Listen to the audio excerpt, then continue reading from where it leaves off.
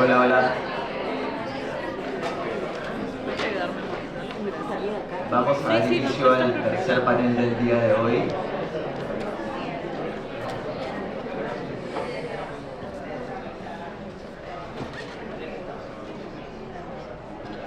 Buenas tardes, mi nombre es Augusto Danón Alba, yo soy un LLM candidate por el Harvard Law School y moderaré este panel.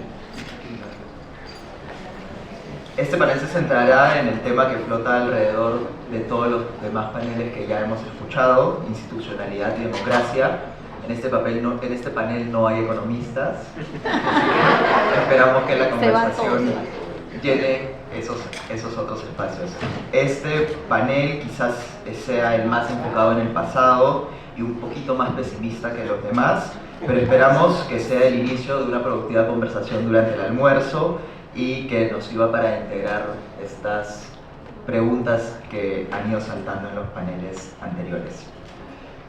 Aquí tienen el código QR, lo quería poner al comienzo para que lo puedan escanear desde ya y puedan ir poniendo sus preguntas. El panel que tenemos para esta conversación está compuesto por Martín Tanaka. Martín es un politólogo peruano y doctor en ciencia política por Flasco, México, profesor principal por la PUC, donde dirigió la Escuela de Gobierno y Políticas Públicas e investigador principal del IEP. Fue miembro de la Comisión de Alto Nivel para la Reforma Política de la Presidencia de la República del Perú.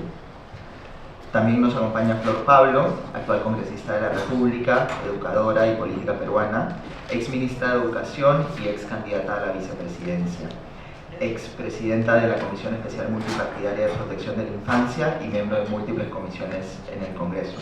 Su trayectoria se ha centrado principalmente en educación, en derechos de mujeres, niñas y adolescentes. Y finalmente Rocío Villanueva, abogada peruana y doctora en Derecho por la Universidad Castilla-La Mancha, con especialización en Derechos Humanos por la Universidad Complutense de Madrid. Es profesora principal y decana de la Facultad de Derecho de la PUC, donde también ha sido directora del doctorado y del Instituto de Derechos Humanos de la PUC. Es ex viceministra de la Mujer, ex defensora adjunta para los derechos de la mujer y para los derechos humanos y de las personas con discapacidad de la Defensoría del Perú. Comenzaremos con una presentación de Martín que está destinada a responder a la pregunta ¿cómo llegamos aquí? Y luego podremos conversar un poco sobre eso. ¿Cómo llegamos?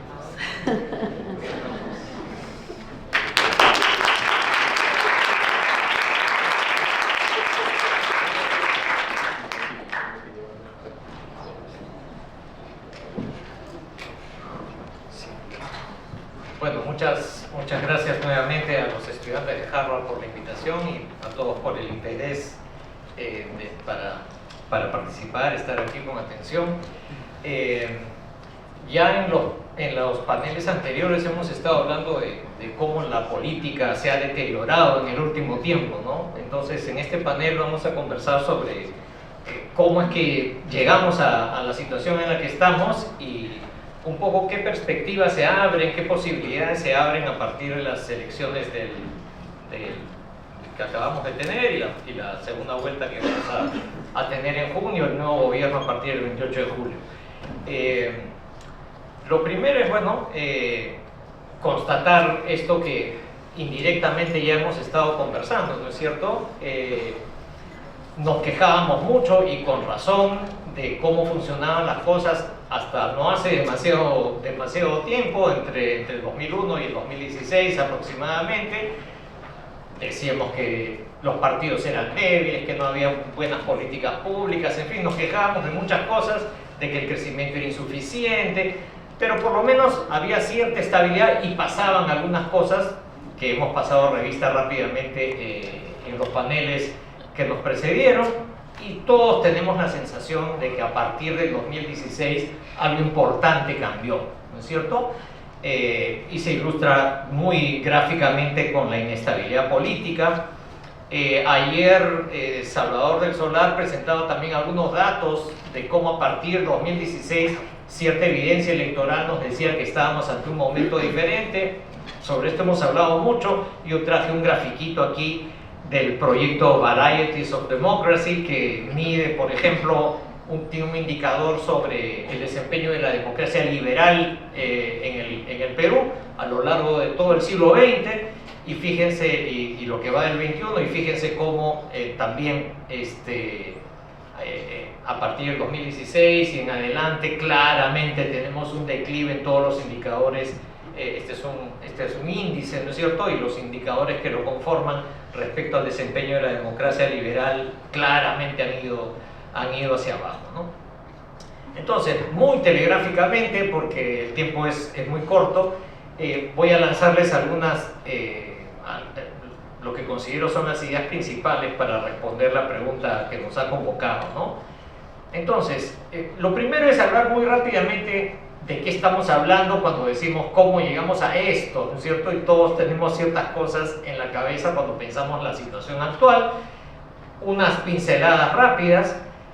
Cuando decimos esto que ha cambiado y se ha deteriorado en los últimos 10 años por lo menos, nos estamos refiriendo a que, en primer lugar, inestabilidad política extrema, expresada en los enfrentamientos entre el Congreso y el Poder Ejecutivo. No es que no hubiera antes, pero ciertamente se han agravado a partir de cierto momento.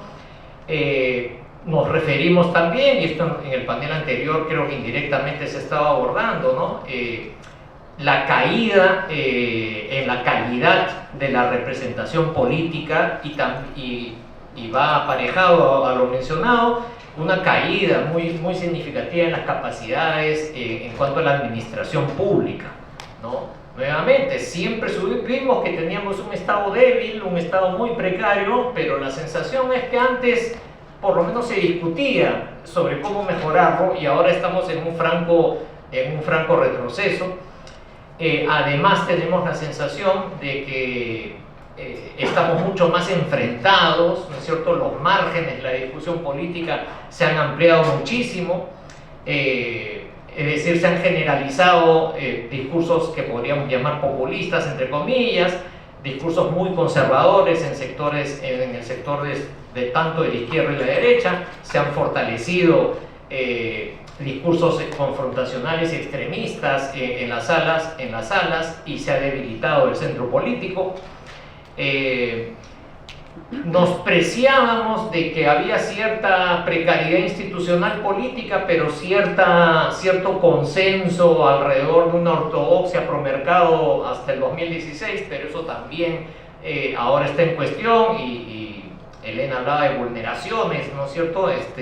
Perforaciones, ese consenso que son cada vez más recurrentes, y además hablamos con cada vez mayor preocupación de cómo en los últimos años tenemos mucha mayor representación directa y acción directa de intereses informales e ilegales representados en el propio Parlamento, en el propio Congreso de la República, ¿no?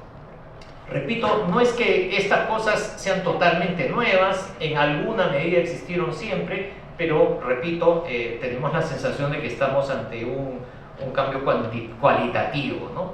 Ahora, ¿qué es lo que teníamos antes, ¿no? Creo que es importante tener en mente esto para después entender lo que estamos dejando atrás y pensar por qué se cambió.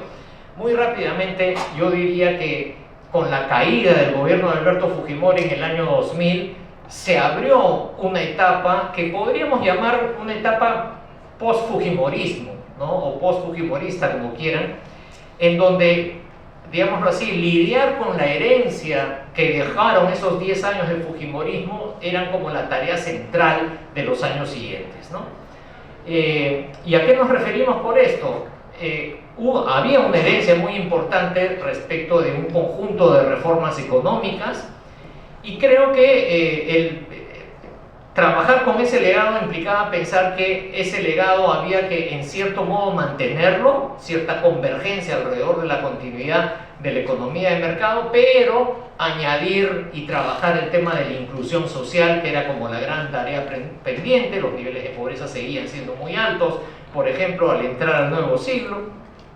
Y Perú llamó la atención por seguir ese camino en medio de una región que viraba hacia la izquierda. Después de los escándalos de la caída del fujimorismo vinculados a corrupción y a problemas de autoritarismo, la gran tarea era cómo avanzamos en un proceso de reconstrucción institucional. Alrededor de estas tareas se formó cierto consenso político mínimo que generó, que permitió que se diera una lógica de competencia relativamente centrípeta. Es decir, los actores políticos intuían que para ganar y para concitar adhesiones tenían que correrse más bien hacia el centro.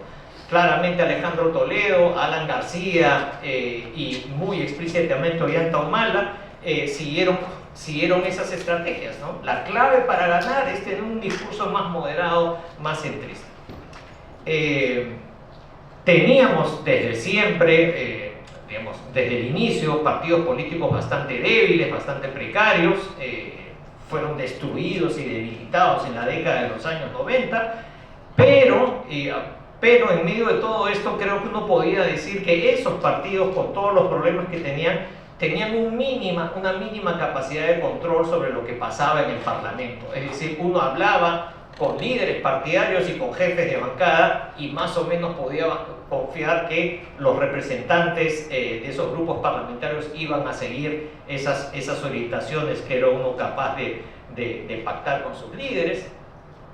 Y finalmente parte de esta herencia, este legado del fujimorismo involucraba la propia fuerza popular, ¿no? Es decir, el fujimorismo no desapareció con la caída de Alberto Fujimori, sino que se mantuvo vigente, pero tenía pendiente también reconfigurarse, reconstruir una identidad política.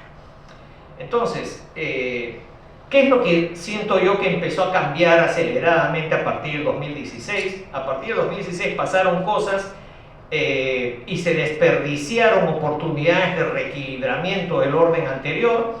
Creo que menciono algunos datos que me parece que son fundamentales para preparar este diagnóstico. Cambió mucho Fuerza Popular. Fuerza Popular era como el abanderado de la estabilidad y del legado macroeconómico de los 90.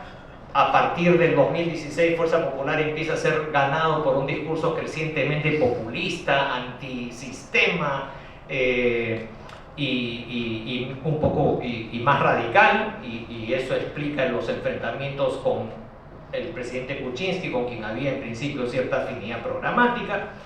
Creo que nos golpeó mucho los escándalos vinculados a Lavallato y al caso Cuellos Blancos, en donde además eso condujo a que se produjera una dinámica de judicialización de la política que afectó al conjunto de la élite predominante hasta ese momento. Y además este contexto dio lugar a una especie de populismo reformista que también implícita y explícitamente alentó un proceso de polarización, al menos ese fue el resultado práctico, y que dejó este saldo de una dinámica crecientemente confrontacional en nuestra política. Ya en los últimos tiempos creo que es importante añadir que el COVID tuvo unos efectos muy destructivos sobre los políticos más vinculados al centro político, y entonces empezó a generalizarse un cambio de dinámica en donde más bien las fuerzas centrífugas empiezan a predominar, es decir, las posturas más extremistas son las que empiezan a tener más vocería, más avance, subordinando a las fuerzas más moderadas, tanto en la izquierda como en la derecha. Y bueno, está el tema de la irrupción de los actores ilegales e informales, que son capaces además de imponerse sobre el control de los líderes parlamentarios y de los partidos políticos representados en el Congreso, ¿no? Entonces yo diría que ese es el cambio de dinámica que hemos tenido en el tiempo reciente, y más o menos la explicación de cuál es su origen. Y quiero terminar muy rápidamente mencionando, a partir de las elecciones recientes, cuáles serían los principales desafíos, ¿no? El gran desafío para mí es evitar la repetición de lo que nos ha estado pasando en los últimos años, en una suerte de espiral descendente en donde repetimos la misma dinámica destructiva que acabamos de reseñar. Creo que se abren algunas oportunidades de cambio a partir de la configuración del Senado y de la Cámara de Diputados, que van a obligar a una lógica de equilibrios un poco mayor que la que hemos tenido en los últimos tiempos. Creo que hay un gran problema con estos resultados, de todas maneras, con la representación congresal, en el sentido de que una postura de derecha más liberal y una izquierda más tradicional no han logrado tener representación. Creo que ese es un desafío que se abre para adelante. Y creo que también hay partidos más moderados, más de centro, tanto hacia la izquierda como a la derecha, que han logrado representación y que creo yo, y eso lo podemos seguir conversando más adelante, deberían abrir espacio también para que fuerzas que no han logrado representación parlamentaria, pero que tienen ideas y personalidades valiosas, puedan integrarse y avanzar un poco en la reconstrucción de un sistema político, ¿no? Pero no quiero extenderme demasiado porque creo que Rocío y Flor tienen cosas interesantes que decir y las podemos continuar en el diálogo. Muchas gracias.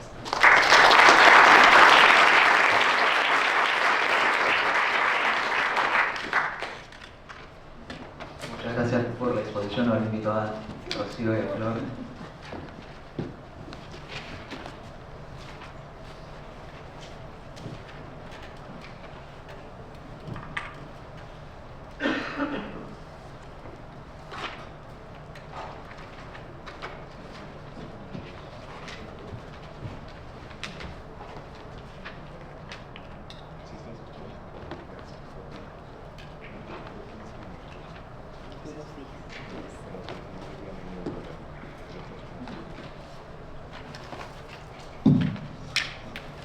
Muchas gracias por la presentación, Martín. Para comenzar con esta conversación, Flor, te quería preguntar, en base a tu experiencia, conociendo cómo funciona desde adentro, ¿qué caracteriza la forma de hacer política en la actualidad y qué lo ha caracterizado en los últimos 5 años? Miren, ¿se escucha? Creo que ahora sí. Dejar presionado. Gracias. Esa solidaridad no hay en el Congreso. Bueno, muy buenos días. Muchas gracias a los organizadores por la invitación, por el cariño, a todos los que están hoy día aquí esta mañana y a los colegas que me da mucho gusto volverlos a ver. Bueno, para que se ubique, yo vengo de 25 años de trabajar antes de entrar al Congreso en el Ejecutivo. Y antes del Ejecutivo, yo desde los 12 años hasta que terminé la universidad me dedicaba al activismo social en bibliotecas comunales. Yo soy de Ancash, llegué muy chica a Lima, estudiaba en la escuela pública y la universidad, o sea, toda mi educación es pública, y eso también marca una experiencia, ¿no? Entonces, encontré en la administración pública lo que muchos hemos conversado en la posibilidad de transformar, ¿no? La posibilidad de servir.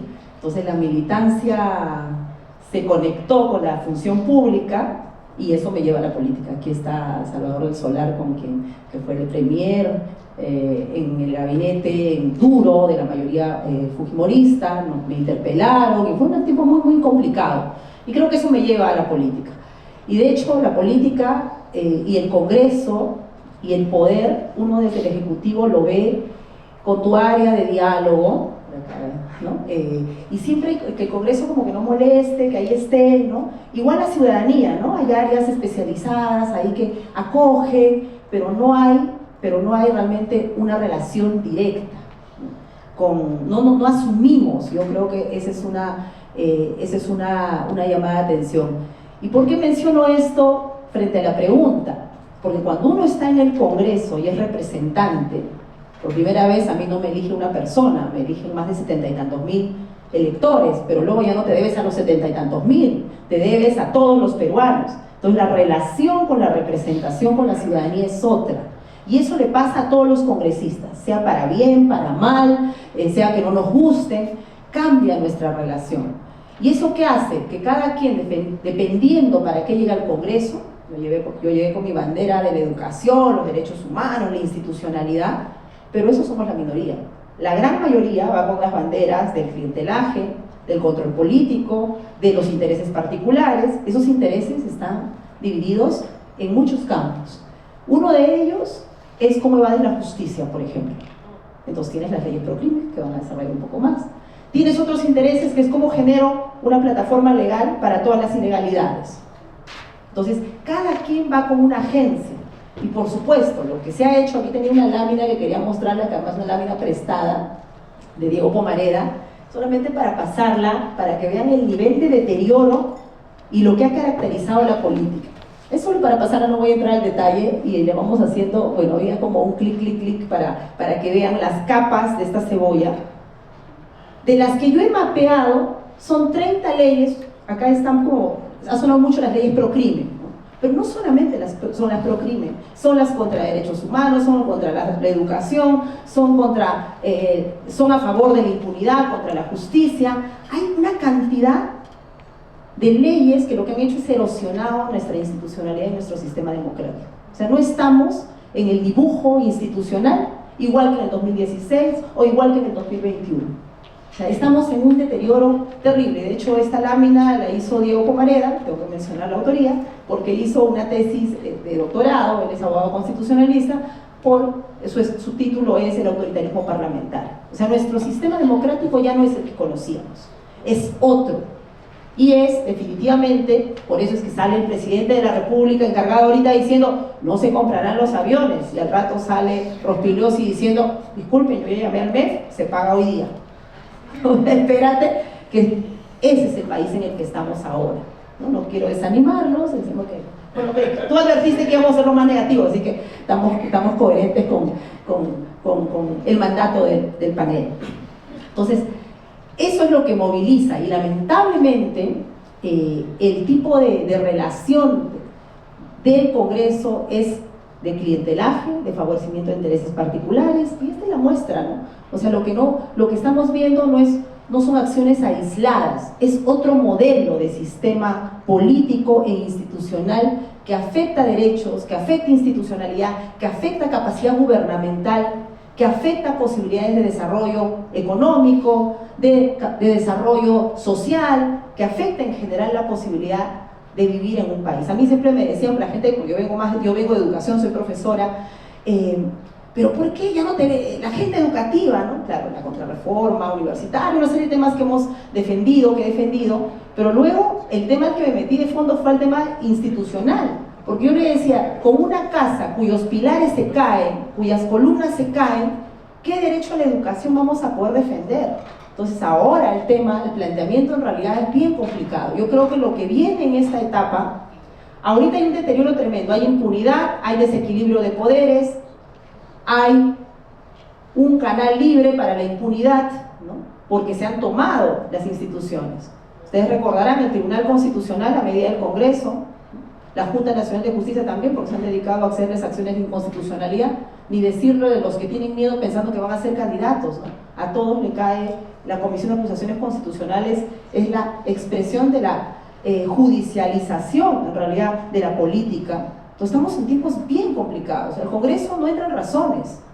Ahí voy a una pequeña, me dices el tiempo, una pequeña anécdota, ¿no? Yo entraba, pues, funcionaria pública de años, con mis ayudas memorias, ¿no?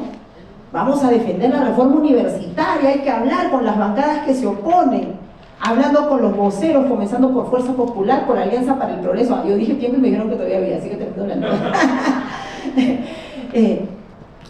Con todo el material que uno pudiera llevar, y al final pagué mi noviciado absoluto, porque yo era de las que creía el diálogo, las razones, los argumentos, sigo creyendo en eso.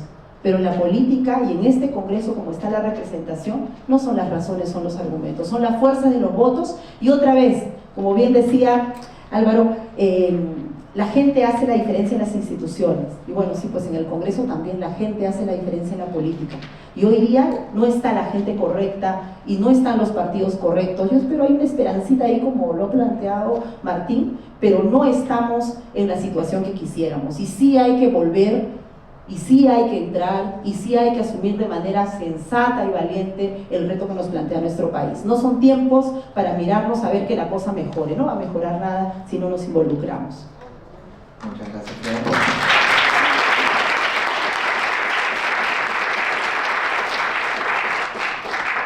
Rocío, hay esta sensación de que además de que la cultura política ha cambiado, algo ha cambiado en la forma en la que el poder se estructura entre el Congreso y el Ejecutivo.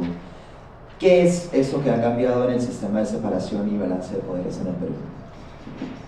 Gracias.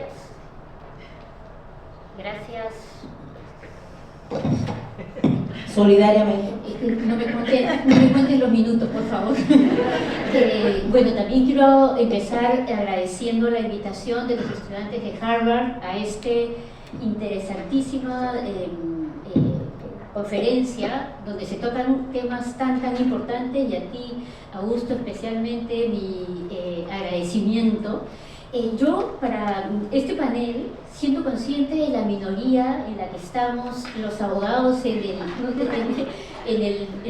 los paneles, pero además que el auditorio es un auditorio que no es un auditorio de estudiantes de Derecho, había escogido un problema jurídico que contribuye a contestar a tu pregunta y a la vez a fortalecer una idea que quisiera fortalecer hoy día, que es el problema de la incapacidad, la interpretación de la causal de vacancia de incapacidad moral del presidente de la República. ¿Y por qué lo quiero hacer? Lo quiero hacer porque a partir del 2016, como se dijo ayer, el presidente Kuczynski es forzado a renunciar, porque si no renunciaba, le aplicarían la causal de vacancia por incapacidad moral. Entonces, frente a una mayoría parlamentaria aplastante, se ve forzado, porque tenían los votos, o hubieran podido conseguir los votos fácilmente para vacarlo. Y entonces, la idea que quiero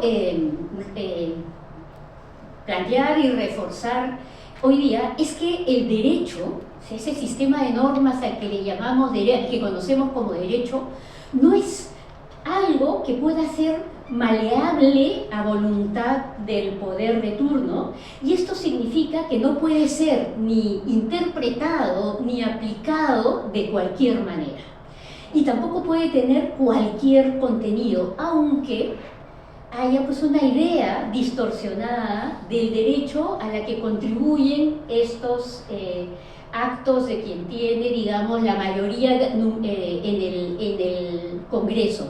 ¿Y por qué el derecho no es esto que parece que es?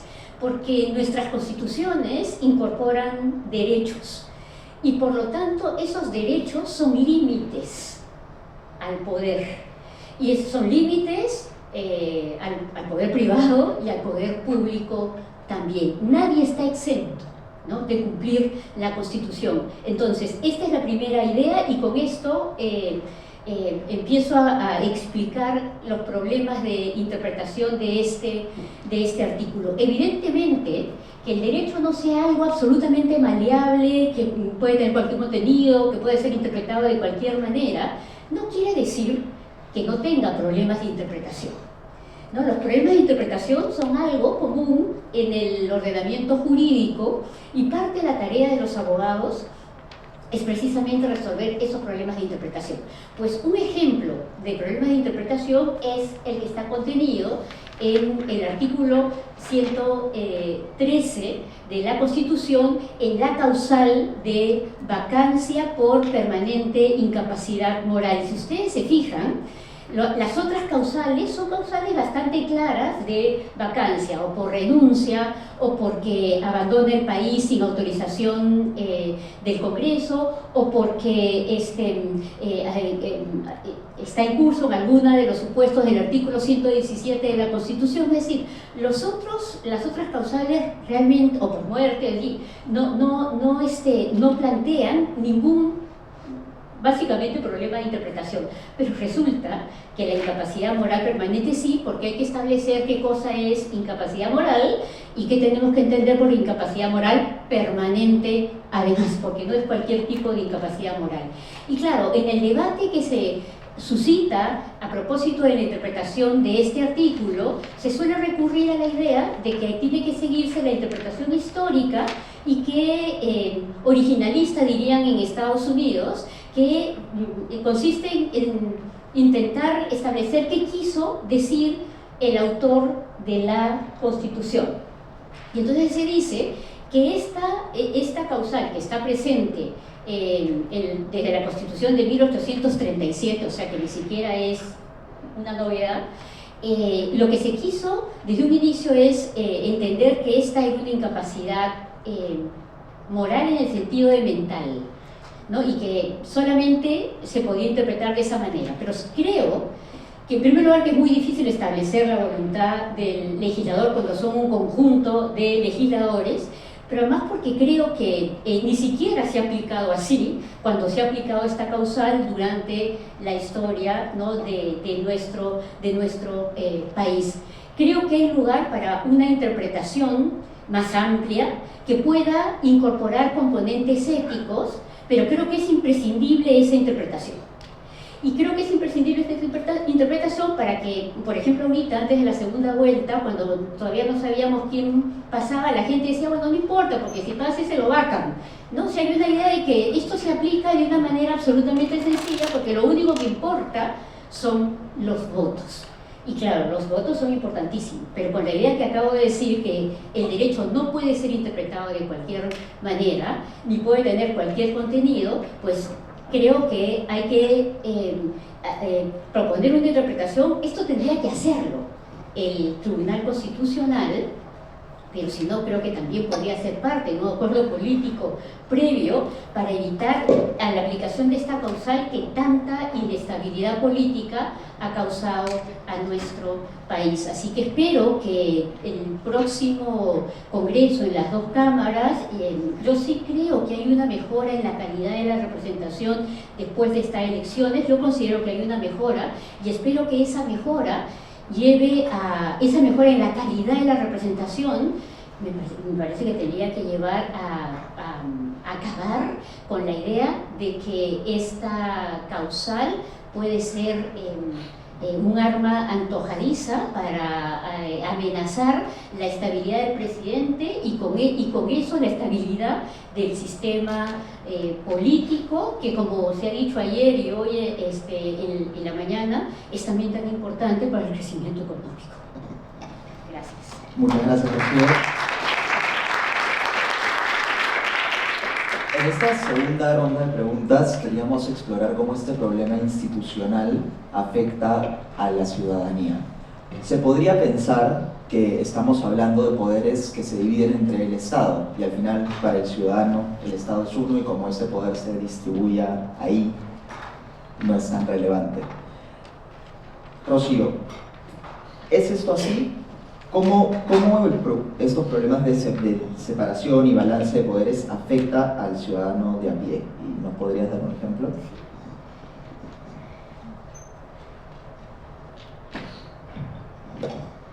A ver, también he elegido como ejemplo de leyes que no debieron ser aprobadas y que si se aprobaron en el Congreso debieron ser observadas y por lo tanto no promulgadas, observadas por el Ejecutivo y no promulgadas.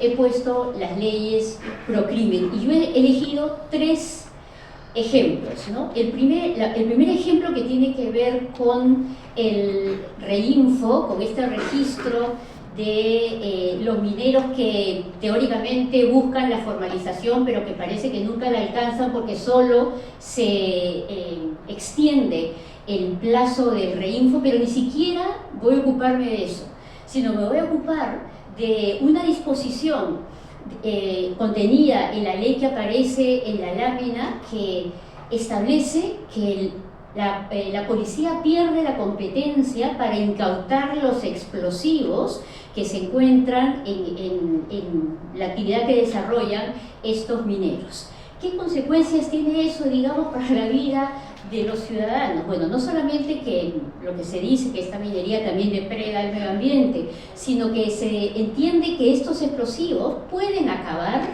en actividades delictivas como la extorsión y el sicariato, que la verdad están extendidas a lo largo del país. Un segundo ejemplo es el de las disposiciones que redefinen cuando estamos ante una organización criminal. Y ya no solamente tiene que ver con lo que se dijo ayer, que los partidos políticos quedan excluidos de la posibilidad de ser considerados como organizaciones criminales, sino que hay delitos que quedan fuera, delitos que cometen personas que ya no podrían ser consideradas como pertenecientes a una organización criminal. Ejemplo, tráfico de inmigrantes, que es, digamos, el paso previo a la trata de personas.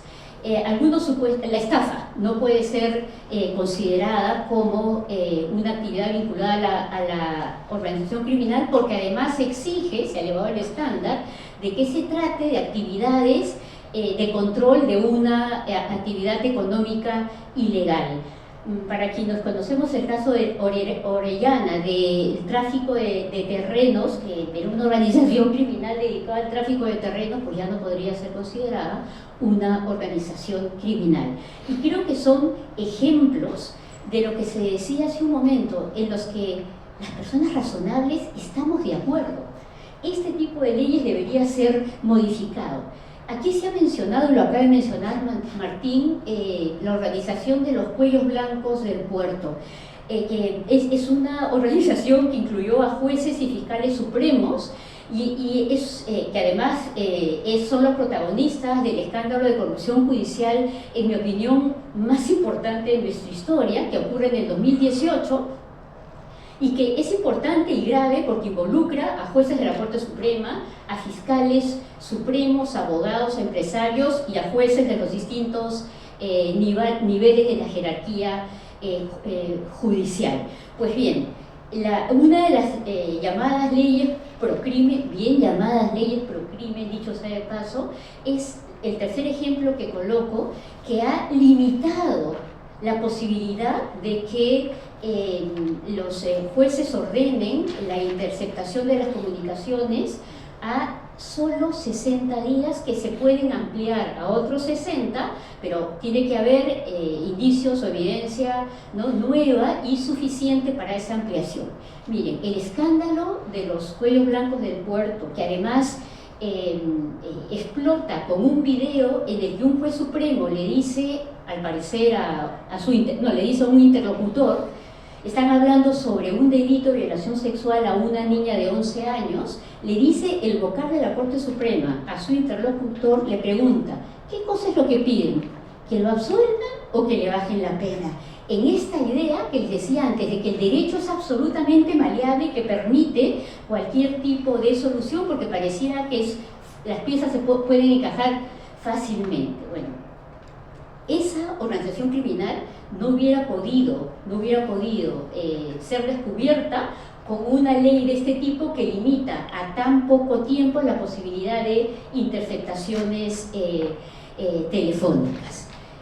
Quiero decir además que hay algunos jueces valientes que han inaplicado alguna de estas disposiciones. ¿Y por qué las han inaplicado? Porque la Constitución establece el deber de los jueces de que cuando advierten que una norma es inconstitucional, no la apliquen al caso concreto. Y eso es un deber, o sea, no es que el juez puede decir, me parece, no me parece, no. Cuando advierte que es inconstitucional, no la aplica. Entonces, jueces valientes han inaplicado estas normas y hoy en día están sometidos a procesos disciplinarios ante la Junta Nacional de Justicia por una causa que no existe, es decir, ningún juez puede ser sometido disciplinariamente por el sentido de un voto, porque eso vulnera la independencia judicial. Pero como ha explicado Flor, ¿no?, el sistema está tan deteriorado, hoy esos jueces que han cumplido con su función están siendo sometidos a la posibilidad de una sanción. Y si a eso le añadimos que la Junta Nacional de Justicia, por mandato constitucional, ratifica a los jueces cada 7 años, es decir, imagínense la influencia que puede tener este sistema también de ratificación judicial en la independencia de los jueces. Pero quería resaltar estas leyes pro crimen, nuevamente, que el derecho no puede tener cualquier contenido y que hay jueces valientes que están inaplicando estas normas inconstitucionales. Gracias. Muchas gracias, Rocío.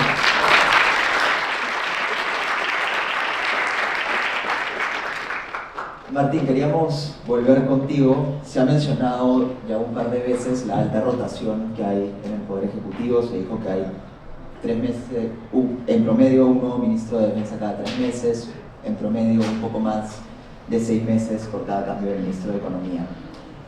¿Cuál es el impacto que esta alta rotación tiene? ¿Cuáles son las consecuencias y qué se puede hacer al respecto? Sí, como mencionó Salvador del Solar en su presentación ayer, ¿no? Tenía datos sobre la permanencia de los ministros antes y después del 2016.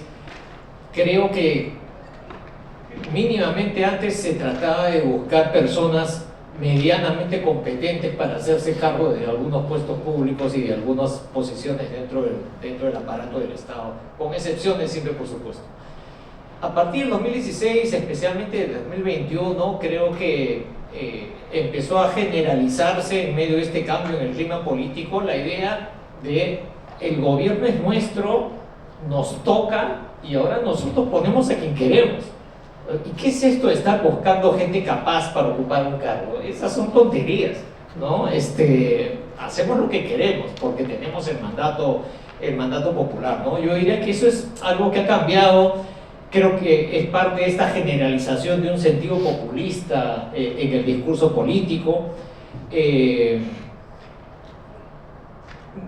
En el último tiempo, y especialmente con el gobierno de Pedro Castillo, creo que se empezó a generalizar esta lógica según la cual esto de gente competente, esto de meritocracia, son caviaradas, ¿no es cierto? Son prácticas discriminatorias además, están excluyendo al pueblo, ¿no? ¿Por qué? Estos que tienen maestrías, doctorados en universidades extranjeras o en universidades de prestigio, ¿quiénes se creen estos tipos, no? ¿Por qué estos están encima de nosotros? Nosotros también tenemos derecho a ocupar estas posiciones. O sea, ese tipo de discurso de reivindicación populista, ¿no es cierto?, creo que legitima lo que antes se consideraba inaceptable. Y lo mismo del lado de la derecha, ¿no? El aparato público ha sido conquistado por los caviares y hay que descaviarizar el Estado, ¿no? Entonces todos aquellos que piensan en meritocracia, derechos humanos, respeto a normas internacionales, es algo que es gente nefasta que debe ser expulsada. Entonces, el gran problema con esto es que, por supuesto, eso se traduce en el deterioro de las políticas públicas, ¿no es cierto? Y precisamente porque hacen muy mal su trabajo, terminan siendo sacados en medio de escándalos y por eso es que se da esa tremenda rotación, ¿no? Creo que la esperanza, para no terminar con una nota tan pesimista, es que esto ya es como bastante evidente, ¿no es cierto? No vamos a solucionar los problemas de inseguridad ciudadana si es que no podemos gente mínimamente competente en el Ministerio del Interior o en la policía, etcétera, etcétera. Y creo que el próximo gobierno, las próximas autoridades enfrentan este gran desafío, digamos. A mí me gustó mucho un libro que se publicó hace unos años de Bárbara Guedes, El dilema de los políticos, se llama ese libro, y el dilema es, de un lado, yo quiero retribuir a mi gente que me ayuda en la campaña y que es leal partidariamente, pero de otro lado, yo tengo que ser eficaz en el gobierno, ¿no? Y las dos cosas son en el fondo incompatibles. Entonces, esperemos que hemos caído tanto en la provisión de servicios públicos que se abre espacio para decir, oigan, algunos puntitos tengo que hacer en resolver algo los problemas del país, y para eso necesito núcleos de personal administrativo y político mínimamente eficaz, ¿no? Y no solamente resultado del clientelismo partidario, ¿no? Y muy en la línea con eso, Flor, tradicionalmente se pensaba que la ciudadanía era también un mecanismo para controlar el ejercicio del poder, que la ciudadanía sancionaría con votos en las siguientes elecciones aquellos grupos que no cumplen con su labor, o que incluso durante el gobierno la ciudadanía podría reaccionar y de algún modo ser un contrapeso al ejercicio del poder. Pero parecería que, al menos en los últimos 5 años, muchos de nuestros representantes no han sentido ese contrapeso. ¿Qué se puede hacer desde la ciudadanía para contribuir a la construcción de institucionalidad en el Perú? Creo que hay muchas razones de esta distancia, ¿no?, de la ciudadanía. Nosotros mismos, si nos preguntamos en qué participamos, cómo participamos, y creo que la principal el principal espacio que hemos abandonado es el espacio, dos espacios, el espacio de los partidos políticos, porque es el espacio de la intermediación entre las demandas ciudadanas y la acción política que debe ayudar para que hayan gobiernos, parlamentos que resuelvan esas demandas. Y yo creo que ya no son solo demandas, yo creo que con la pandemia, y eso ha quedado emocionalmente muy fuerte, ya no son solo demandas, son dolores. Hay una cosa sentida, a veces escuchamos, ¿no? Hay resentimiento, dolor, o sea, ¿por qué el populismo, los extremos? Hay una situación de desatención, ¿no? Y desconexión que creo que hay que atender, y para eso necesitamos partidos políticos en la comprensión teórica que debieran de ser, ¿no? Que no son en la práctica. Los partidos hoy día son, miren, yo en este esfuerzo de hacer partido también he encontrado que resulta que hay estas consultoras que te dicen te hago el partido. O sea, ya el plan de gobierno ya con ChatGPT ya le quitaron el negocio, pero hay, o sea, no, y de pronto tienes partidos que se crean porque hay plata, partidos que se crean porque son agencias en realidad para intereses particulares, de modo que ya no están haciendo lobbies afuera, sino se sientan en el Congreso. Entonces la idea del partido político se ha distorsionado, y creo que hay que recuperar la finalidad del partido como organización política para esa intermediación. Y ahí, yo solo un concepto, o sea, creo que en nuestro país hay partidos políticos, miren, así nos duele, nos molesta, dependiendo de las posiciones políticas. En el Congreso, el partido político más fuerte es el fujimorismo, organizado, sistemático, programático, fuerte. Bueno, eso es lo que tenemos que tener para defender las causas justas y el bien común. ¿Y eso qué significa? Y eso que no es que wow, qué fuerte es, 10%, 15% es lo que logran elecciones y con eso nos gobiernan, y sumado a ese bloque. Lo que tenemos que pasar es de tener partidos hidropónicos, es decir, en una maceta, una cosa ahí, a tener partidos con raíces en el territorio. Necesitamos partidos fuertes, con bases. Siempre yo digo, no, así como yo tengo mi pueblo educativo, necesitamos unir todas las representaciones. Si acá uniéramos nuestros pueblos, voy a ponerlo así desde mi cultura andina, está el pueblo de los economistas, de los científicos, de los politólogos, y comenzamos a unir, porque esa vanguardia está en todo el país. También se señalaba que nuestras familias de hoy, mi abuela no fue al colegio, mi papá, mi mamá cuarto de primaria, y yo estoy aquí conversando con ustedes. La historia ha cambiado. La vanguardia de nuestro país, la capacidad del recurso humano está extendido. Hace poco yo estuve en el río Santiago, con Torcán, que arriba frontera con Ecuador, un APU, y le dije, y me daba cuenta que nos comunicábamos y estábamos hablando de lo mismo, derechos, emprendimiento, autonomía económica, etc., etc. Y le dije, ¿y dónde estudiaste? Con un poco con temor. Beca 18. Soy becario Beca 18, pero he vuelto acá porque quiero transformación económica en mi región. Y el medio que he encontrado es ser dirigente, es APU. Pero no hace solamente para los temas, sino estar mirando todo lo que significa el desarrollo. Entonces hay que volver a los partidos, hay que unirnos en los diferentes grupos que somos, hay que salir de estos esquemas tradicionales de izquierda-derecha. Yo ahí retomo el término de pragmatismo que se usaba para la economía, pero pragmatismo político también, ¿no? Porque no podemos seguir poniéndonos en una situación, yo soy acá, no, mira, la gente quiere desarrollo, quiere autonomía económica. Yo le contaba a las mujeres luego que terminamos de la aprobación de la prohibición del matrimonio infantil, compañeras, hermanas, ¿cómo seguimos? Congresista, ayúdeme a tener mercado, ayúdeme a capacitarme, porque quiero tener, cuanto más dinero tengo en mi bolsillo, voy a poder tener más agencia para ayudar a mi pueblo. Las lideresas indígenas no están viendo los derechos humanos separados de la autonomía económica, separado del desarrollo territorial, separado de la salud, separado de la educación. Nosotros en los gobiernos fragmentamos el desarrollo. Entonces necesitamos romper esa atomización, necesitamos integrar. ¿Y eso cómo se hace? La función pública valiosísima, pero hoy en esos tiempos de erosión y deterioro, en esos tiempos, ¿cómo se logra? Generando movimiento político extendido y no fragmentándonos. No, yo soy de acá, yo soy lo que yo he aprendido en el Congreso. Miren, para esta destrucción no se ponen tan exquisitos, ¿eh? Mira, tú quieres antiderechos, bacán, votamos para antiderechos. Tú quieres mercantilización de la educación, toma para ti. Se juntaron y lograron todas esas 30 leyes, de las pocas que he mapeado, porque faltan más, para destruir nuestra institucionalidad democrática. ¿Y por qué no para reconstruirla nos juntamos también sobre puntos básicos? No vamos a estar de acuerdo en todo, definitivamente es imposible, ni en las mejores familias, pero necesitamos pasar de ese purismo, también de esa tecnocracia, sino como que lo resolvemos todo, con la gestión por resultado lo resolvemos todo, si miramos solo la economía no funciona así. Entonces, pero hay que buscar puntos medios, equilibrio, pragmatismo para poder avanzar, y ahí los que no se animan a entrar a la política partidaria, no se preocupen, hay el campo de la política ciudadana, que también es urgente, colectivos, movimientos, colegios profesionales y cuánta cosa nos podamos inventar, porque necesitamos para este tiempo todo ese movimiento político, en partidos, en ciudadanía y en cuanto a espacio de organización. Ya me invitaban, ¿no?, a defender las becas, por ejemplo, cuántos becarios del programa Bicentenario. Mira, yo he ido y me han dicho, son 300, no hay demanda, entonces no pasa nada, no hay beca para este año, por ejemplo. Pero bueno, pues no hay agencia, necesitamos fortalecer la agencia ciudadana. Muchas gracias.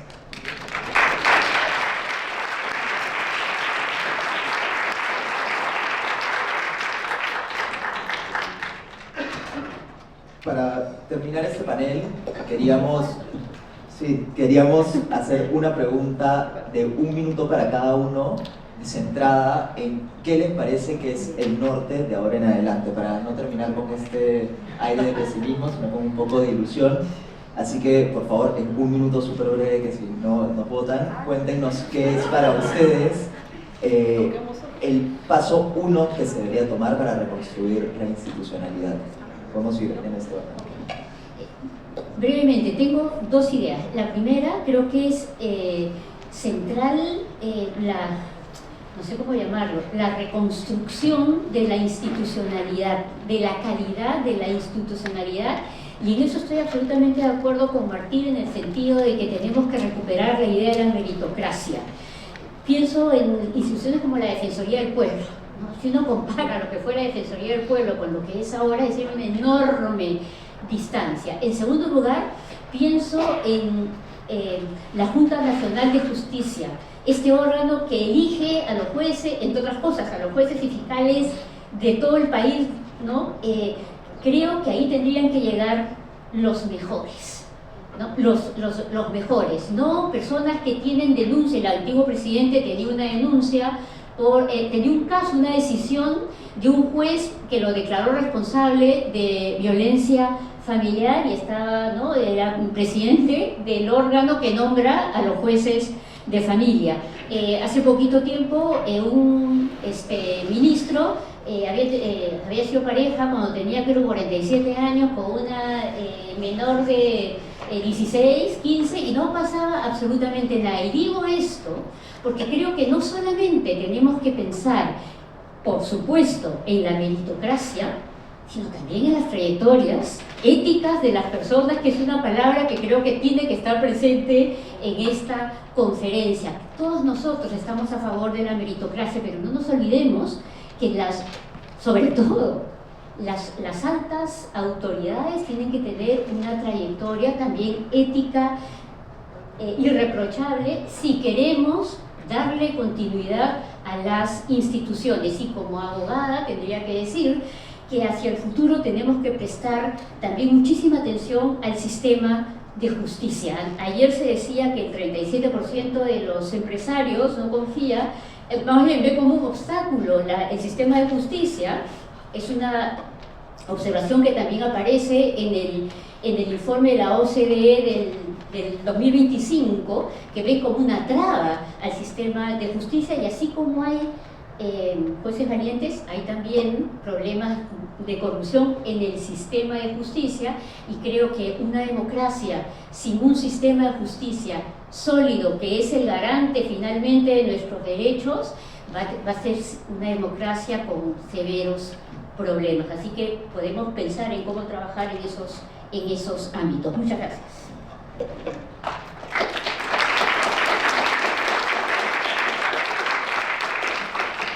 Flor, ¿cuál sería tu paso 1? Sí, 1 minuto. El minuto que me toque en el Congreso. A ver, en 1 minuto, creo que acá se decía hay que obsesionarnos con el crecimiento económico. Yo creo que hay que obsesionarnos también con el desarrollo del capital humano, con el desarrollo de nuestros territorios, y hay que obsesionarnos también que la política es un medio para servir y que el poder tiene que ser utilizado para garantizar derechos, fortalecer institucionalidad, y que esa obsesión nos movilice a unirnos, marcar las líneas rojas de las cuales no podemos pasar, porque tampoco se trata, porque si no caemos en la política. Algo que yo aprendí hoy, voy a robarte unos minutitos más, unos segundos más para que no se asusten, es que hay líneas rojas, no todo vale en la política, no todo vale en la gestión del poder. ¿Y cuáles son esas líneas rojas? La delincuencia, no transar con delincuentes, con violadores, no transar cuando se afecte el bien común.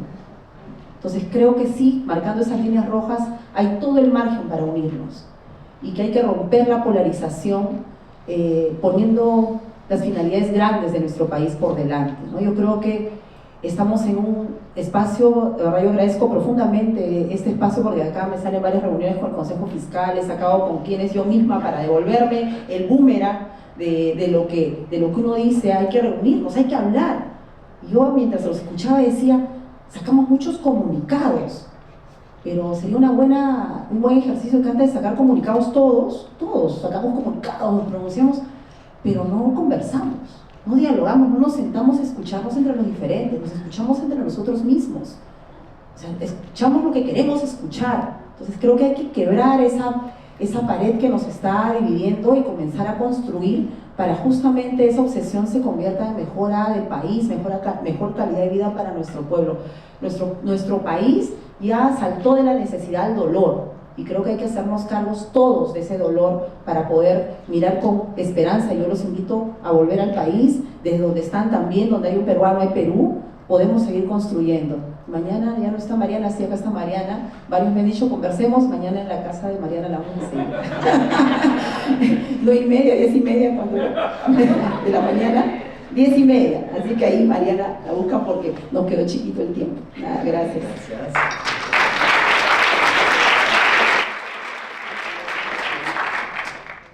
Martín. Sí, telegráficamente. Creo que, bueno, acabamos de salir de unas elecciones de primera vuelta muy traumáticas. Creo que la única o una de las buenas noticias que uno puede sacar de esta experiencia es que muchos partidos han muerto.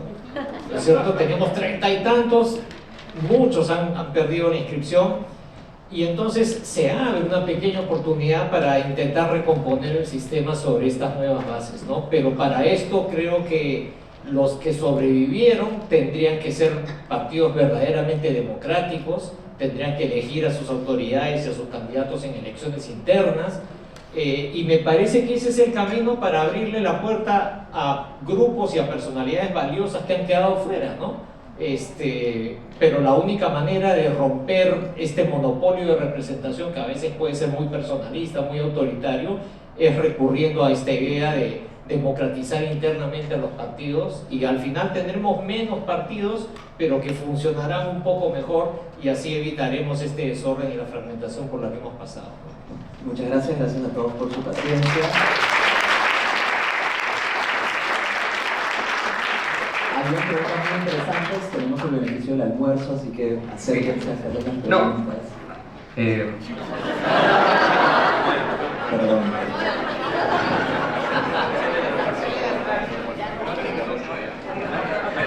Vamos a tomarnos la foto, y antes del almuerzo, que ya está listo, tenemos un show sorpresa de baile de Valentina a cargo de la Asociación Cultural Tomaguari, que se va a presentar en un par de minutos, así que por favor todavía